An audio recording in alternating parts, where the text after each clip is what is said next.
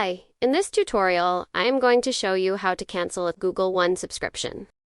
First, go to one.google.com/settings. If login page appears, sign in. On this page, you will see Cancel Membership. Click it. Proceed to click Cancel again and then Cancel Membership. Here is where you manage your Google One subscriptions. Click on the Manage button.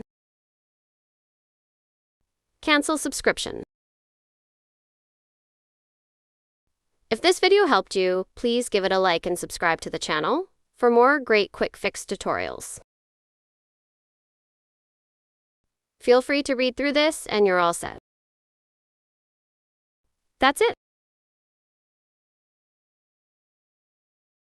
Please note, to renew your subscription or reactivate, you can simply go to this URL.